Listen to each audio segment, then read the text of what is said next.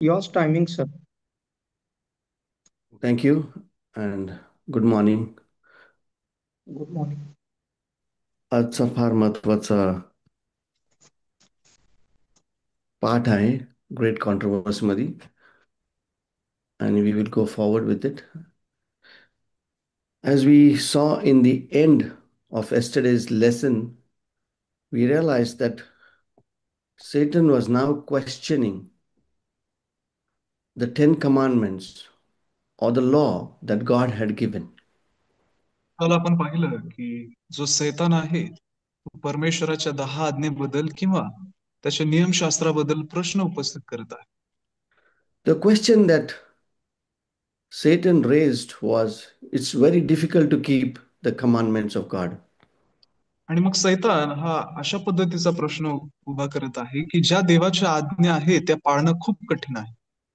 It says it does not allow freedom of choice by giving the commandments to the people.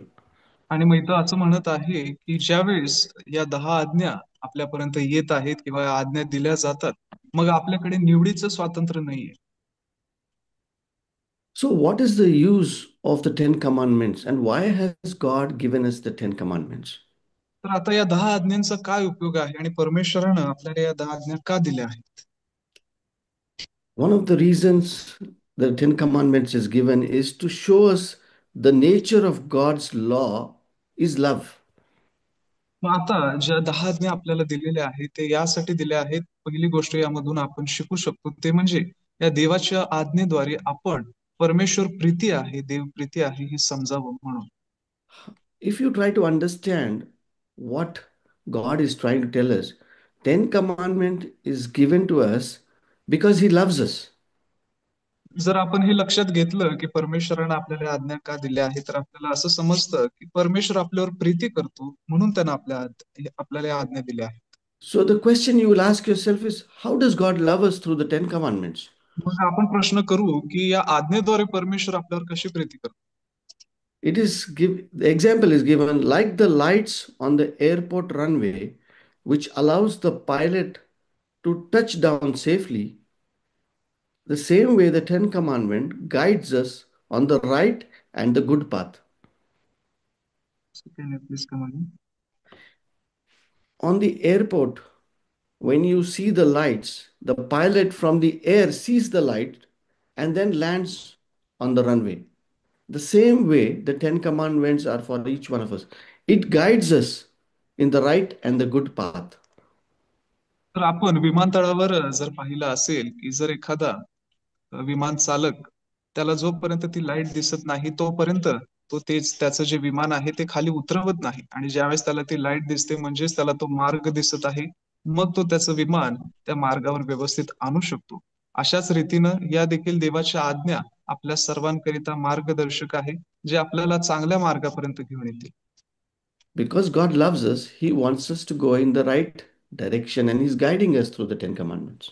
जेणेकरून परमेश्वर आपल्या सर्वांवर प्रीती करत आहे म्हणून या 10 आज्ञेद्वारे तो आपल्या सर्वांना मार्गदर्शन करत आहे. The law shows us our sinful nature and condemns us. It shows us, where we are sinning, where we are not sinning. If the Ten Commandments would have not been there, we wouldn't have realized what is sin and what is not sin. आणि या ज्या 10 आज्ञा आहेत त्या आपल्याला पापाचं दर्शक असं आहेत, पापाशी ओळख करून देतात. आणि जर या आज्ञाच नसत्या तर आपल्याला कसं समजलं असतं की काय पाप आहे आणि काय नाही. The Lord leads us to Jesus, who then saves us. आणि परमेश्वर या आज्ञेद्वारे आपल्या सर्वांना ख्रिस्तापर्यंत घेऊन जातो जो आपल्यावर प्रीती करत आहे. By obeying the Ten Commandments or the law, we are leading towards Jesus Christ. आणि या 10 आज्ञेचं पालन करून आपण ख्रिस्तापर्यंत चाल करत आहोत. And we are led to Jesus Christ by the obedience of the Ten Commandments. आणि या 10 आज्ञेच्या पालनाद्वारेच आपण ख्रिस्तापर्यंत जाऊ शकतो. Let us look at some of the things. It says Christ and the issue of obedience. Christ मग and the आज आपण issue of obedience. तर आज आपण प्रभू येशू ख्रिस्त आणि आज्ञा पालनाचे काही मुद्दे पाहणार आहोत. And illustration or a parable or a story is told in the Bible that temptations of Christ faced during his earthly ministry. मग आपल्याला शास्त्रामधून हे लक्षात येत आहे की ख्रिस्ताच्या सुरुवातीच्या कार्याच्या सुरुवातीला प्रभू येशू ख्रिस्ताला देखील अनेक मोहांना बळी पडावं लागलं. अनेक सारे मोह त्याच्या समोर आले. There was a serious controversy over the obedience and surrender to God's will.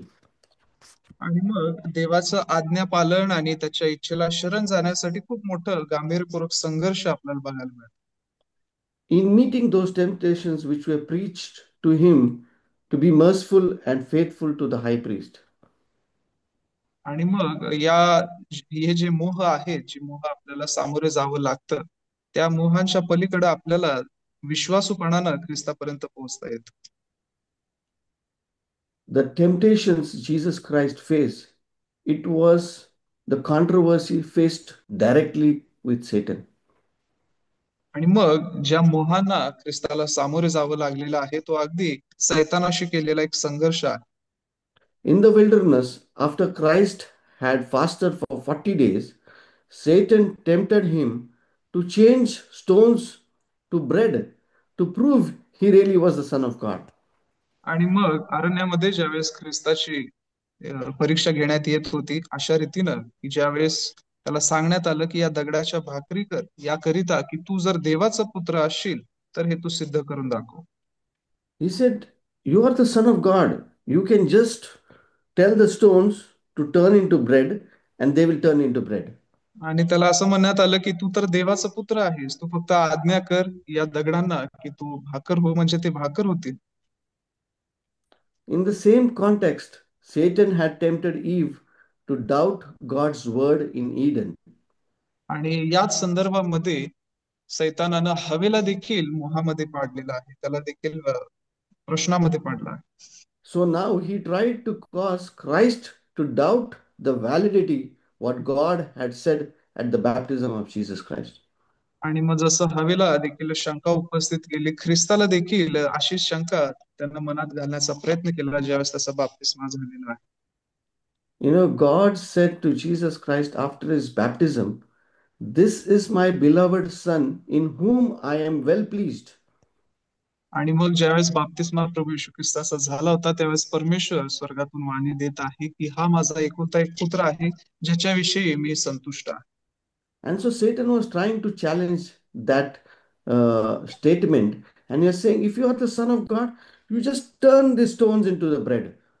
आणि मग सैतान याच देवाच्या विधानाला आव्हान करत आहे की होय, खरोखर जर तू देवाचा पुत्र असशील तर तू या दगडाला भाकरी करण्याचा आज्ञा कर. If Christ had taken matters in his own hands, creating bread out of stones to prove his divine sonship, he would have, like Eve, revealed the lack of trust in God. आणि मग जर ख्रिस्ताने देखील ही बाब स्वतःच्या हातामध्ये घेऊन दगडाला भाकरी करण्याचं आज्ञा केली असती आणि तसं केल्यानंतर स्वतःचे देवपुत्र सिद्ध करण्याचा प्रयत्न केला असता, तर हवेप्रमाणे देवावरील अविश्वास त्याने प्रगट केला असता. You see how cunning Satan is. आणि मग आपल्याला लक्षात येत आहे की किती त्रासदायक असा सैतान आहे. He told Eve, if you eat this fruit, you will not die. आणि मग हवेला देखील सैतानानं सांगितलं की जर तू हे फळ खाशील तर तू मरणार नाहीस.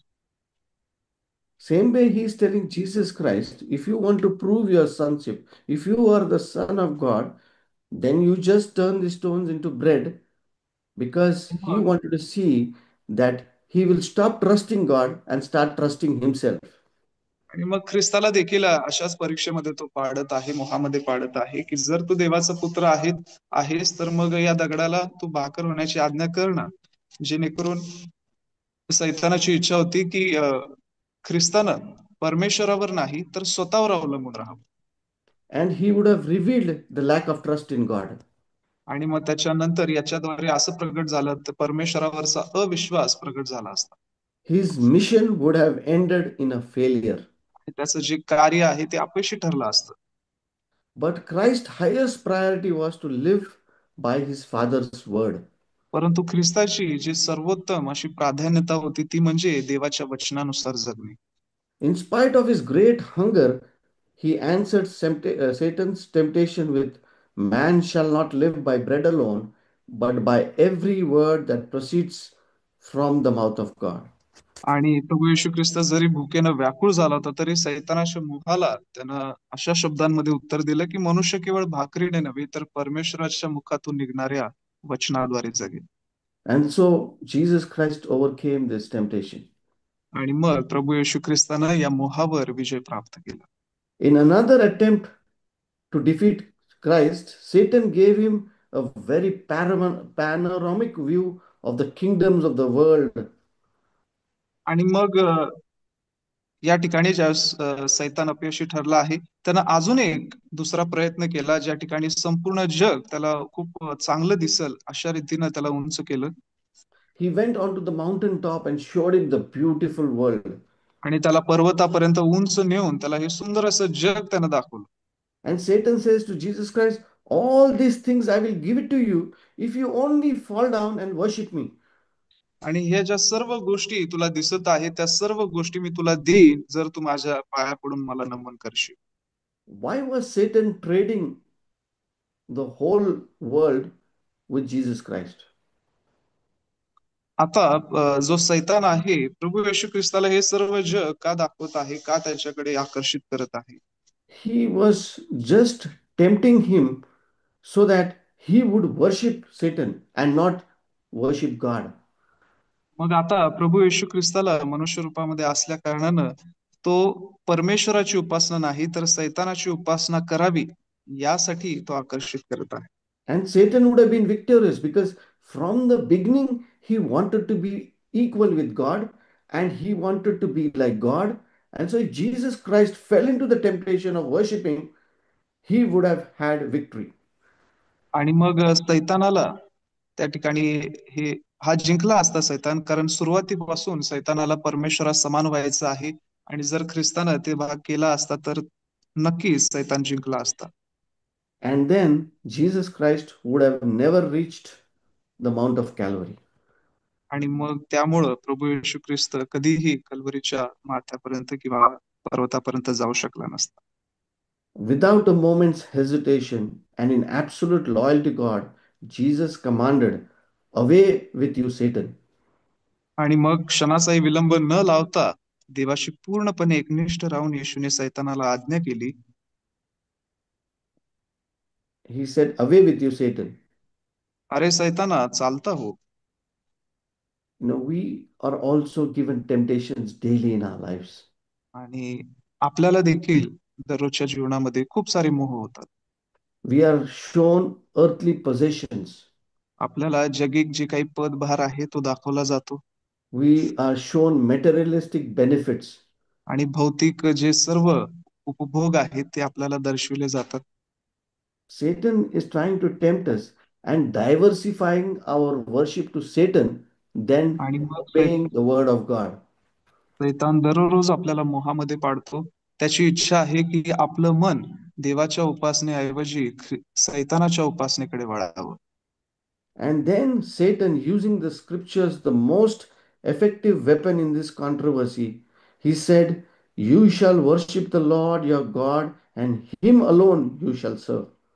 आणि मग त्यानंतर संघर्षातील प्रभावी शास्त्रलेख त्यानं वापरलं आणि म्हटले की परमेश्वर तुझा देव याला नमन कर व केवळ त्याचीच उपासना कर. My friends, this is an important lesson to us this morning. माझ्या मित्रांनो हा खूप महत्वाचा असा धडा आपल्या सर्वांसाठी आहे या सकाळी. God, in the beginning of the Ten Commandments, said, "You shall worship the Lord your God only and serve him only."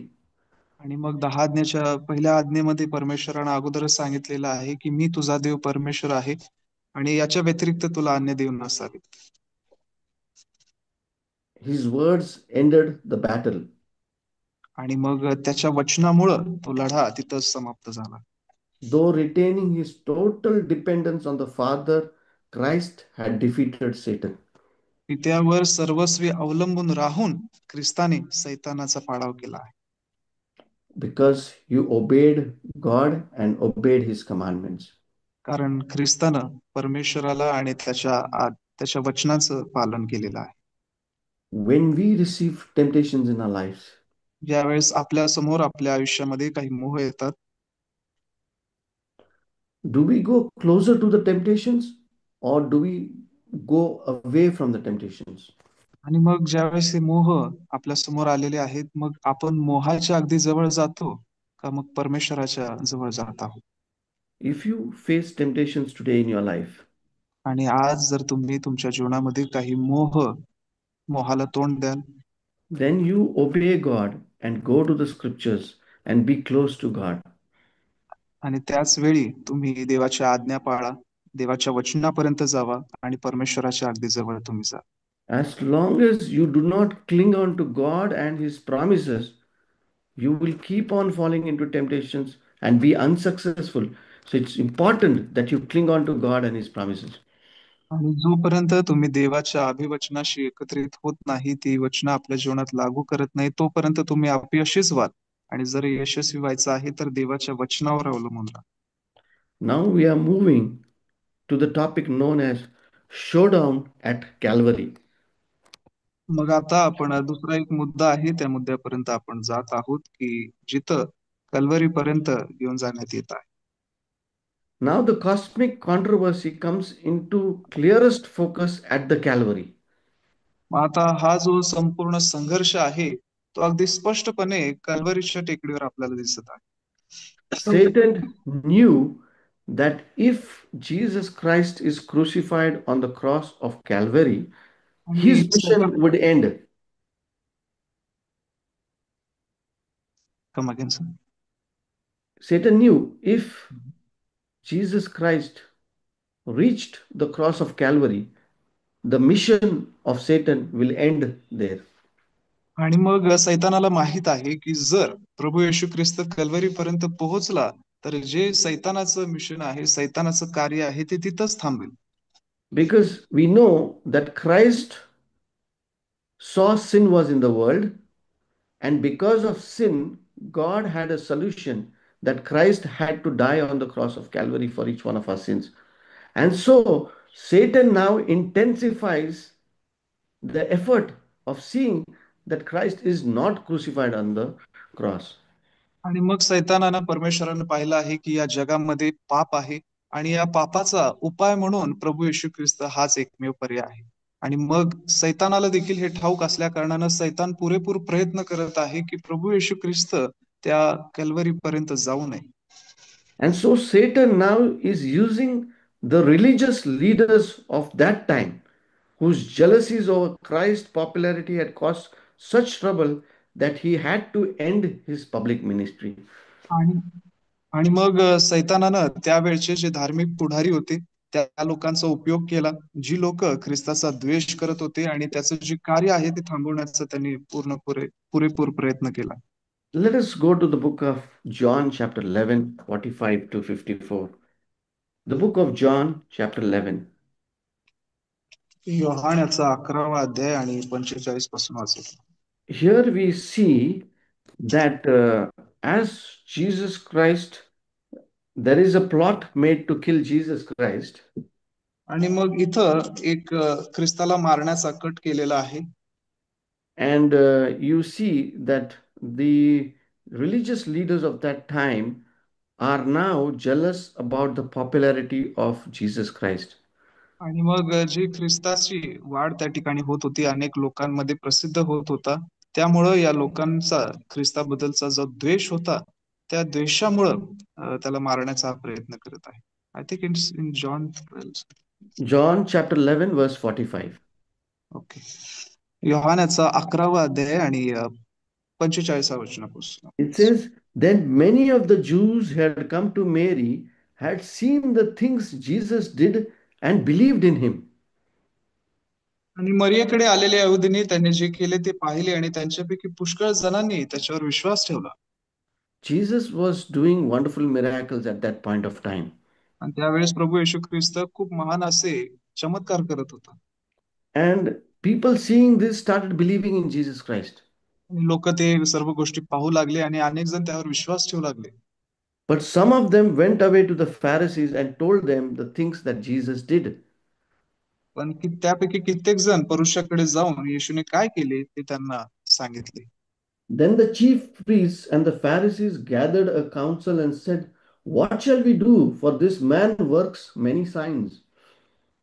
तर आता यावरून मुख्य याजकांनी व पुरुषांनी एक सभा भरवली आणि मग सभा भरून म्हटलं की आपण काय करीत आहोत, कारण तो मनुष्य तर पुष्कळ चिन्हे करीतो.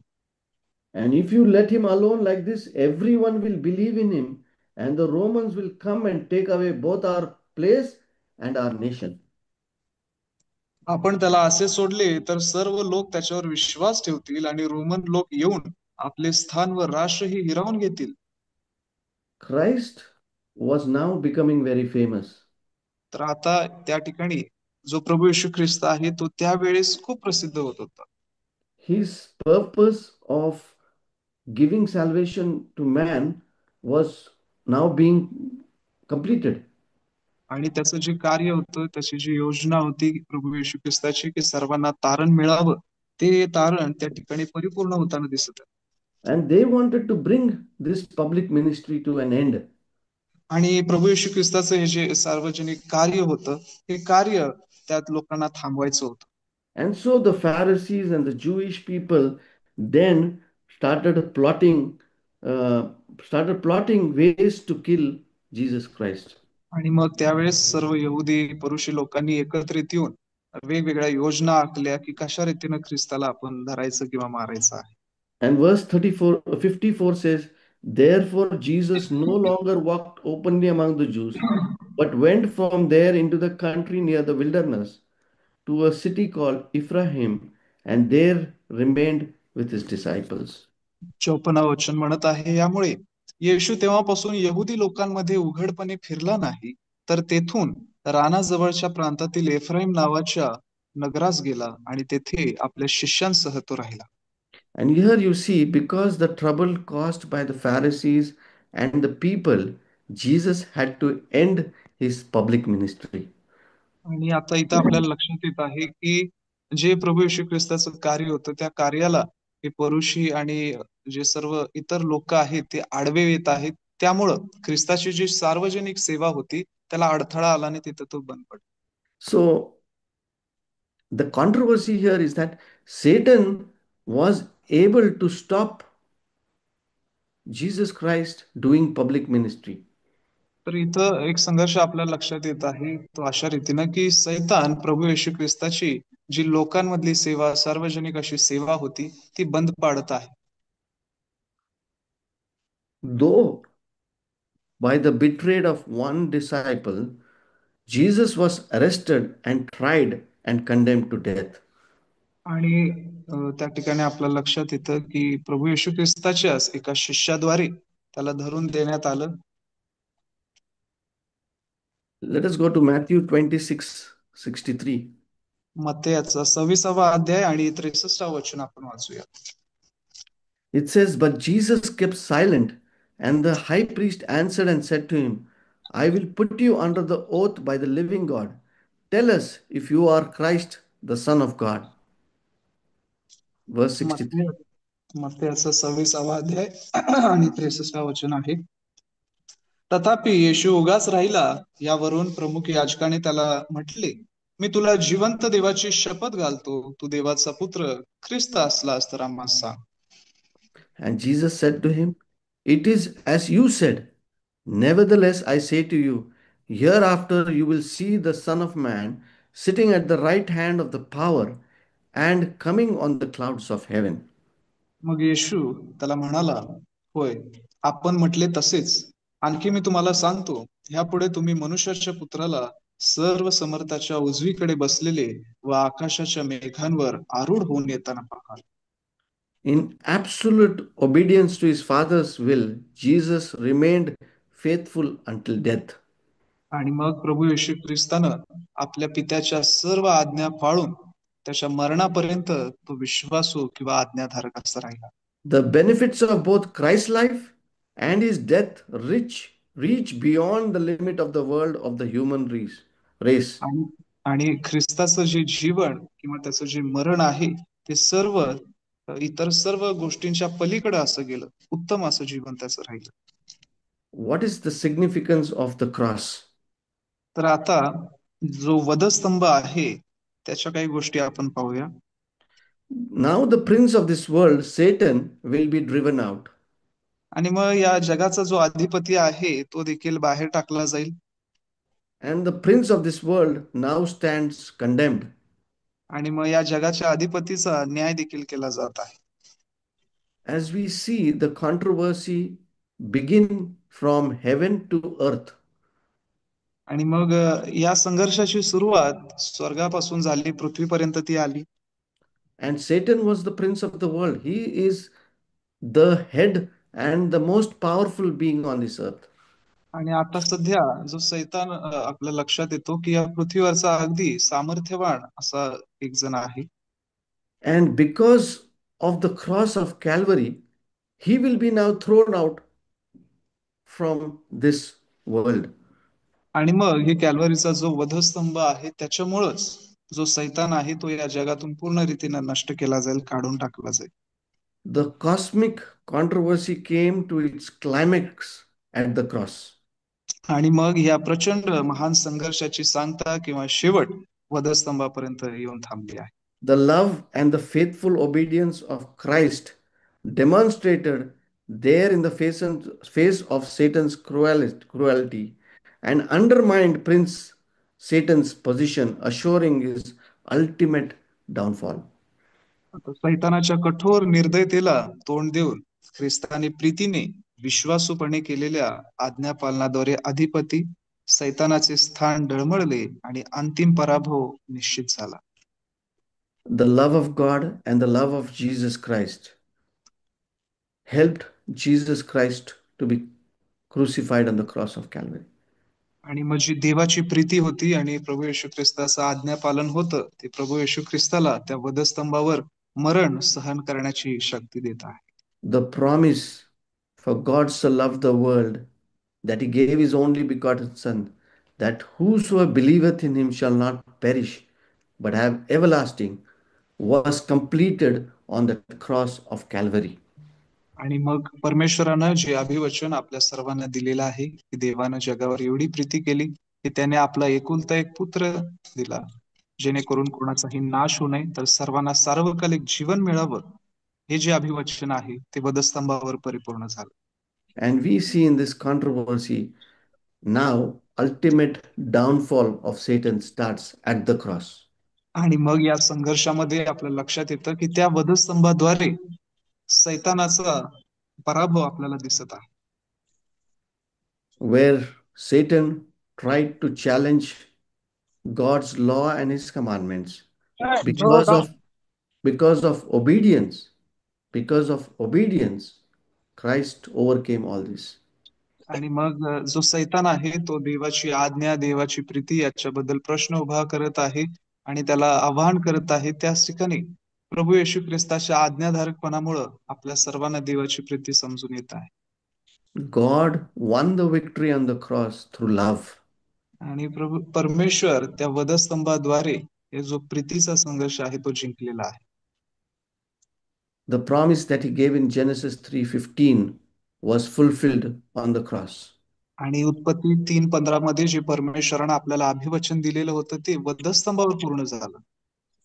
So it's very important that as human beings we are faithful in obeying God's government through the law. आणि मग हे खूप महत्वाचं आहे की आपण देवाची आज्ञा पाळावं, जे देवाचं राज्य आहे त्याच्याबद्दल. Today we will conclude with this, and tomorrow we'll continue about the controversy of the truth in Jesus Christ. तर आज आपण या सर्व वचनाद्वारे इथं थांबत आहोत, परंतु उद्या आपण ख्रिस्तामध्ये असलेल्या सत्याविषयीचा जो संघर्ष आहे तो पाहणार आहोत. May God bless you. परमेश्वर आपल्या सर्वांना आशीर्वादित करो.